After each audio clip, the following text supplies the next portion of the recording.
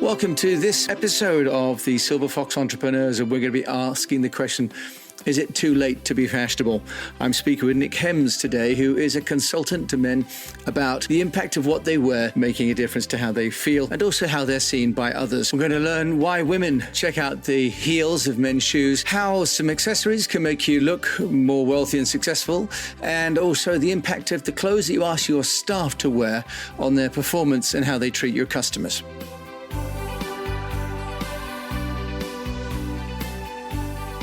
Welcome to the Silver Fox Entrepreneurs Podcast, the show for mature men with enterprise. Your host is Jim James, a maturepreneur himself, who's doing his best to introduce guests who will bring you useful information and the kind of inspiration that makes running your own business profitable and fun. We're building a community too, so do rate and share the show afterwards.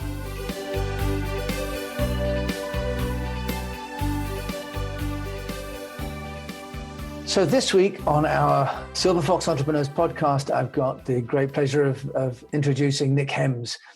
Nick has an amazing business where he's helping men in particular with their fashion sense and how it can help them also with their self-confidence. So Nick, welcome to the Silver Fox Entrepreneurs podcast. Hi, Jim. Thank you very much for having me. It's absolutely my pleasure. And you and I met last week or so when we did a film shoot. With Nick and Will to create a video masterclass on styles for men in their later lives. So first of all, I've got to ask you, for men like me in their early 50s, is it too late to look stylish? Never, ever too late. I think a lot of people, to try and kind of answer that, a lot of people confuse style and fashion together. And really the two aren't linked. And sometimes I call myself anti-fashion because I just think it's about men, no matter what their age, actually discovering what their own personal style is. And it's sometimes defined as a style personality. And that's why it's never too late to kind of find that out. And how do you help people find out what their style personality is then, Nick?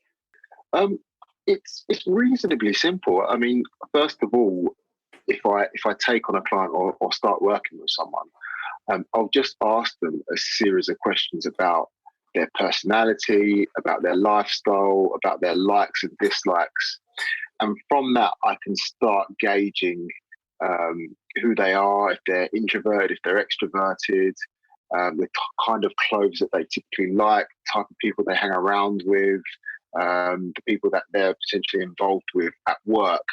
And I can start to get an idea in my own head of really kind of who they are and what they're about. And when you're doing that, what experience do you call on? Is this something that you've trained in, or you were just a stylish, fashionable person in your own right? I suppose I call on life experience, and as well, I have actually retrained as a stylist. So yes, I have a stylist qualification, but in the main, I probably call on my career in commercial sales.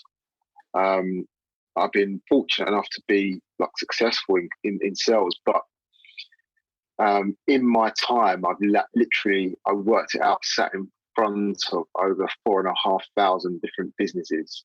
Wow. And kind of decision makers from varying from, large multinational companies, London, agencies, to small one-man bands, and what I've done in my time is I've done a lot of sales training, and a lot of sales training tends to focus on the sales process, how to close, how to open. But what it doesn't really focus on is your appearance and how you appear, and that first 7 seconds in front of someone, how to create a perfect first impression. And that's what I've kind of really focused on in my time, is how to create that great opening first impression. And how do you do that then? What would be some of the key elements that one would need to adopt into one's sort of sartorial sense? I think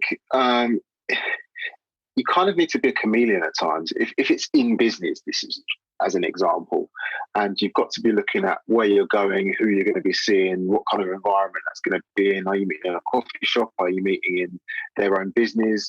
And you dress accordingly to that. And that's where the kind of chameleon sense comes in. But you're also looking to be a chameleon, but to also kind of express your own type of personality a bit into that. So it's just kind of creating this image of yourself that you understand the other person wants to see, whilst being yourself and being warm and being open, and letting that person know that you want to be there and that you're interested in them. So that's a very hard challenge in a way, because you've got to be genuine in yourself, who you are, and at the same time you're trying to create some empathy, mirroring with the people that you're meeting. What if you're in a room with lots of people, and that often you go into a meeting and there's different levels of seniority, maybe different nationalities? How do you accomplish that? I think then it really is about authenticity. And obviously you do your homework as to where you're going to go before. So you dress in the right way, you dress in the right style of clothing or level of clothing, depending whether that's a full suit or smart casual. But then it really is about your authenticity, because you can never be everything to everyone. So you just got to try and say, right, okay, this is me, warm, friendly, open. Body language would then be more key. And what about the cost then? Because in a way you're almost implying that you need a different outfit for every occasion. For men like me that find shopping a little bit tedious, is it going to take me forever and cost me a lot of money? It depends what way you want to look at it. But I think when you look at other areas in your life that you want to improve, you realise that it takes time and sometimes some kind of investment, not always financial, to put behind that. You know, you need to invest time and money into anything that you want to do to achieve more. And your appearance is exactly the same. And yes, a lot of men find it really, really tedious. And I recently done a survey, and it surveyed just over 200 guys and found out that just over 50% of them had little or no decision in the clothes that they tended to wear daily. So that means that it was their wife, girlfriend, or someone else that had the major role to play in, what they wore. And I just think that I think that's quite poor. That's amazing. And do you blame school uniforms? I mean, as a boy, we had to wear the same thing through the sixth form, and then you got jeans and a shirt. Is it school uniforms and sort of first interview suit from Marks and Spencer's, and then that's it?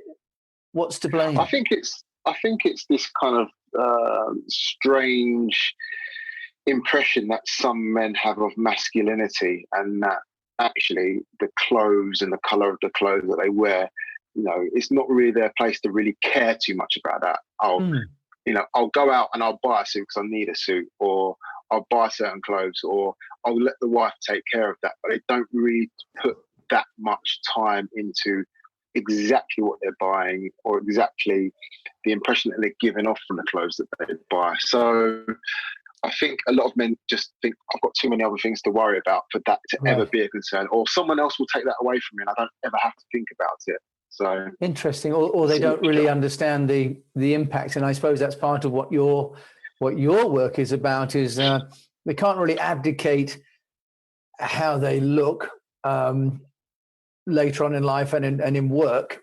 anymore, right? Because people increasingly are having to be seen as a brand in themselves, aren't they?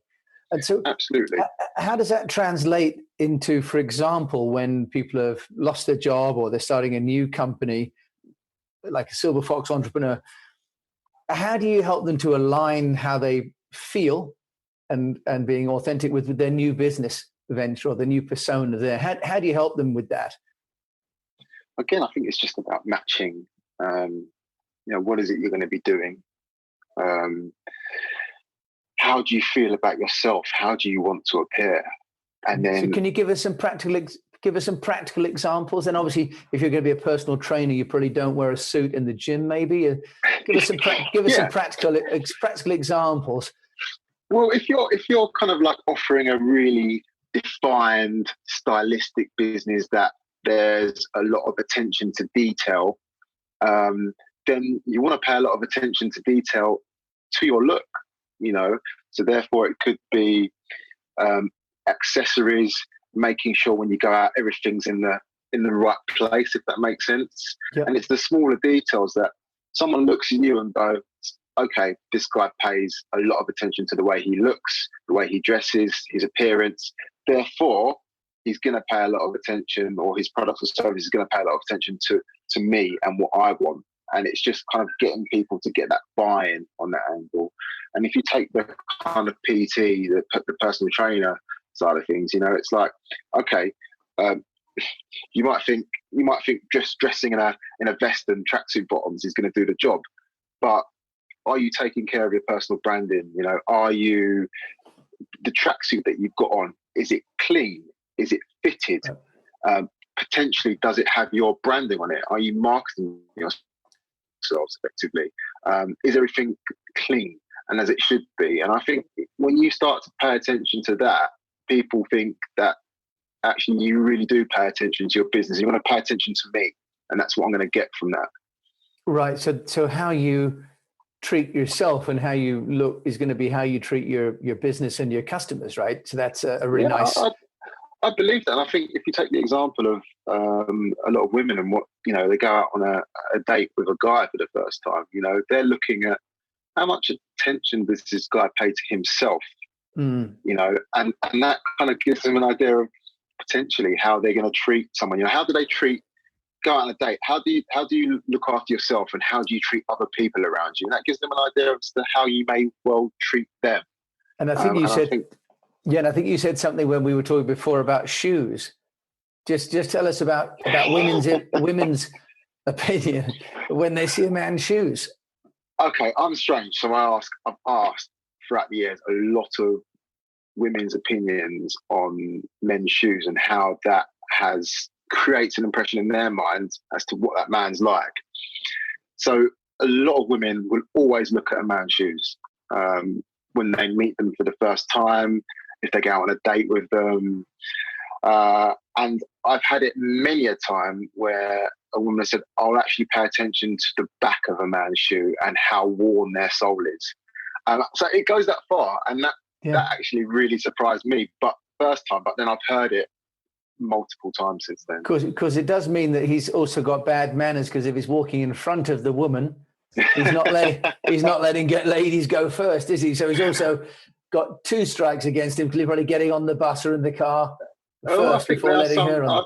I think now some women will want to walk behind and check out what's going on behind a man for themselves. You know, it's not just men that kind of do that. So there's a new level of stress. We have to check out the front and our rear from top to bottom, right? And but that's what it's about. It's about details, isn't it? It is about details. And if you truly care about the way that you appear and want to appear in front of someone, then that is something you look at. You know, you may well, a lot of people don't, but it's like polishing your shoes in the morning, you know, like that. Yeah. Everyone used to do that. It used to be a thing, you know. But now you look at the state of some people's shoes, and I really think that does have an impression on the way that they kind of maybe treat other things. I think, I polished my daughter's shoes the other day, and they're like, Dad, they're so shiny. I'm the only girl with shiny shoes at school. And I'm thinking, when we were kids, you had to stand in line every morning and have your shoes inspected.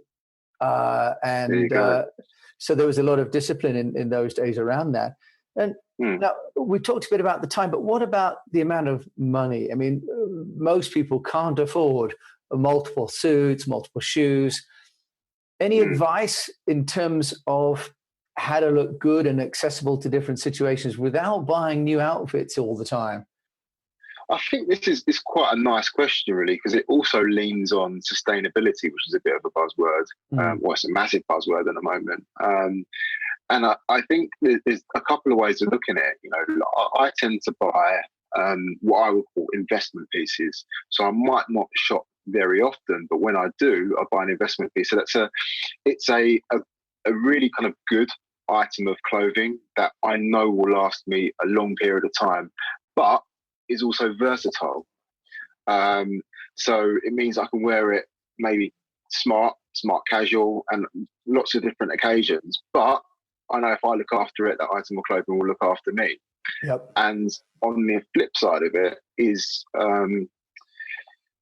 there's less stigma attached to buying from secondhand shops these days, and you can pick up some really, really good bargains from secondhand shops, really great brands depending on where you go and if you know where to shop, that have not been used at all or hardly ever used. Plus there are so sales are on pretty much all time of year, and you've got sales and you've got other places where big brands will go to get rid, like factory outlet sales and stuff like that, and big brands labels have these, and it helps if maybe you could talk to an expert or so-called expert like myself that kind of knows where this stuff happens and goes on. Yeah. But really and truly, if you want to look good, it doesn't have to cost a lot of money. Well, it seems that's right. It's more about decisions and consciously, taking interest rather than just spending a lot of money. And what about hats? I'm a big fan of hats. Watches, in Asia where I was, people looked at the watch, and if it was an expensive watch, they assumed that you were successful. What about accessories like hats, scarves, cufflinks? I love accessories. I think it makes all the difference, and I think that's where a lot of men go wrong, because they wear the basics, everyday stuff that you have to kind of keep warm or look respectable, and I think accessories allows men in particular, because women have got this on pat, but allows men in particular to express themselves, to express a bit of personality, to add a bit of colour to their wardrobe. So pocket squares, hats, ties. When you wear a tie, that's a really basic accessory, because if you're wearing a suit, you almost have to wear a tie. Yeah. But all these kind of small little pieces, watches, cufflinks, bracelets, chains, there are so many accessories you can put with clothing, even down to having a different color of shoelace. They all show a little bit of personality, a little bit of character, and it may say a little bit about the person that's actually wearing it. And in terms of shoelaces matching and so on, what about color? I mean, I have to confess, I have red shoelaces in my blue shoes today. I don't know whether you can't see them, but you I can't see. Yeah, and actually, a TV journalist in China actually commented on my shoes and the shoelaces in the studio once in front of the camera. A little bit embarrassing. But what about color? I mean, how does one choose what's the right color or the wrong color? Is it for the season that you need to change colors, or is it for the skin type, or as we get older, do we change? Skin tone, essentially. So if getting down to it, there are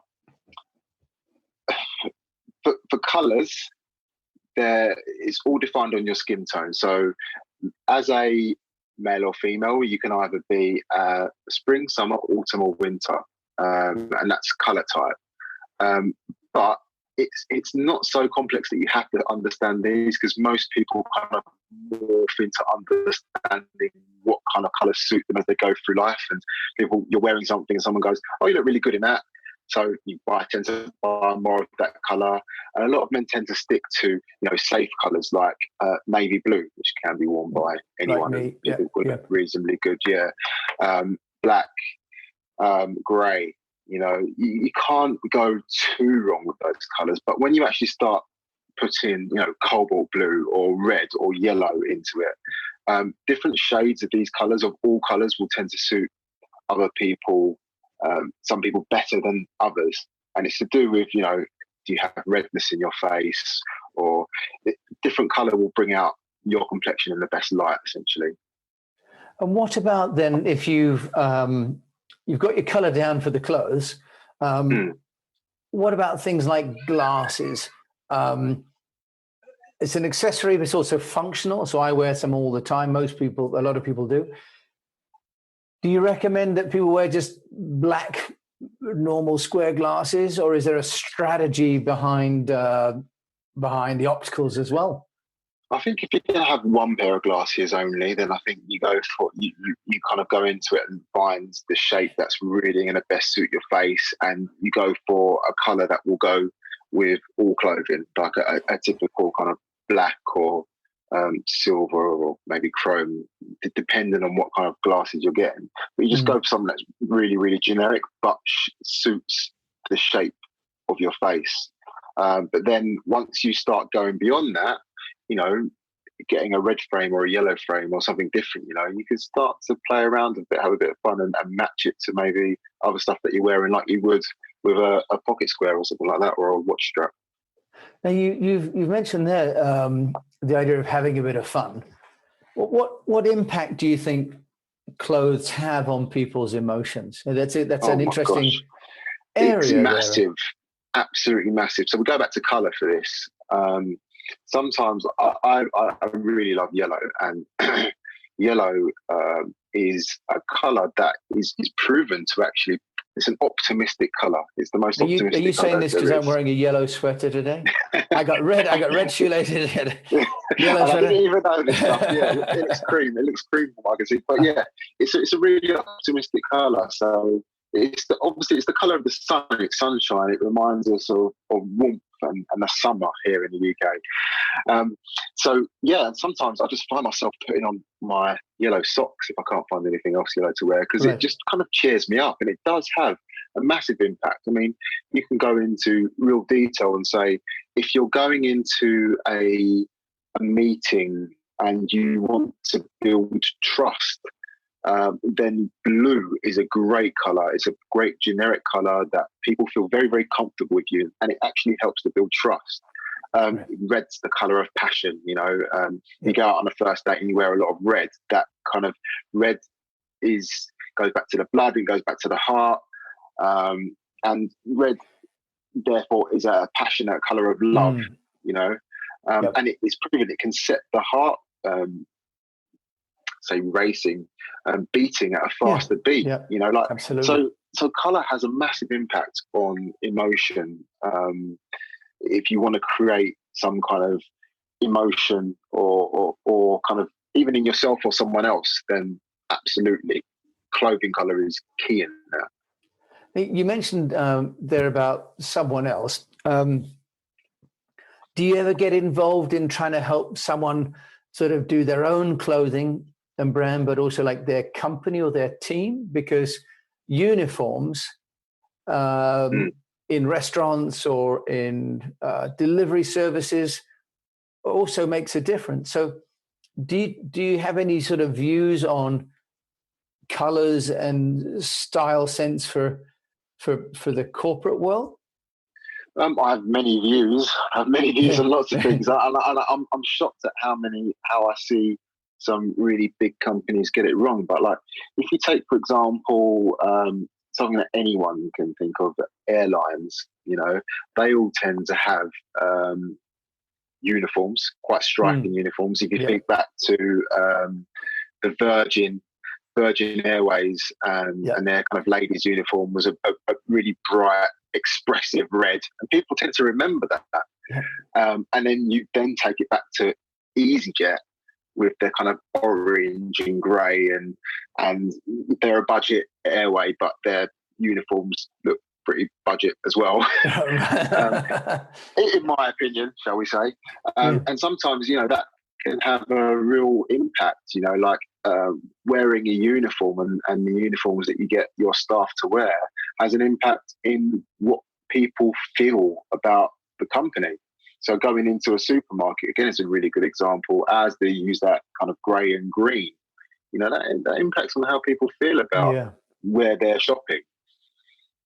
Yeah, so there's a whole morale issue, isn't there, around clothing, both the colours, but also presumably the quality of the fabric.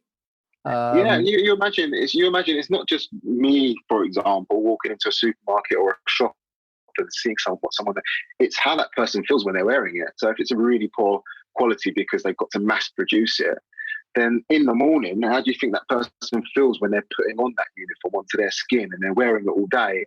And you know, they're then, because they have to create a first impression in front of customers, and they're going to be very conscious about what they're wearing. So are they putting their staff in the best possible frame of mind to be dealing with their customers, So it goes a lot further. Wow, and that's amazing. And where do you go to find kind of information, Nick Hems? Where do you find your thoughts and your inspiration from on this whole topic? I guess it's just my passion. So I just do a lot of reading, a lot of research, a lot of shopping. Find out, we were talking about brands a little while ago. I find out strangely, what are they trying to achieve? Why do they have a red uniform or a green uniform? And also when I talk to my clients, I tend to very quickly find out a lot about their lives and where they're going, and if they're employing me, why they're employing me, what is it they want to achieve. And when you go shopping, you tend to just pick up things very, very organically. And as it's my job, I kind of live it and breathe it, because I guess you say if you find the job that you love, you don't feel like you're working again. And this is certainly for me, I feel like this is my calling. So I'm just looking at stuff all the time. Yeah, no, that's wonderful. And tell me, does your wife like to go shopping with you? Because my wife hates to go shopping with me. My younger daughter and I sit in the coffee shop while the older daughter and the mother go shopping. Is your wife sort of excited to go shopping with you, or does she stay in the coffee shop? She probably thinks I'm a bit of a nightmare, to be fair. In fact, I know she thinks I'm a nightmare because because not only am I extremely particular about, if I'm shopping for myself, what I want, I'm also extremely particular about customer service. So I'm probably the world's worst person if I'm shopping for myself too, because I expect to walk into a shopping to be really welcomed, and I want to find what I want to find. So yeah, I imagine that I'm probably quite a nightmare. But yeah, like, I actually don't mind going into women's shops, and I like having an opinion as well. She'll ask me for my opinion, what she thinks, what I think about her clothes, and I give it. Nick, Nick, if people want to find you, I mean, you've got the perfect name, Nick Hems, for someone interested in clothing. How can people take you shopping, or have you helped them with their shopping? Where can they find out about you? So my website is nickhemsstyle.co.uk, and right across social media, my handle is I am Nick Hems. So you'll probably find me easiest on Instagram under I am Nick Hems. Nick, thank you so much for sharing, and I shall go back and look at my own wardrobe with a new eye. Thanks again for your passion and for sharing so much insight today. Oh no, it's been an absolute pleasure. Thank you very much, Jim. Thank you for joining us today.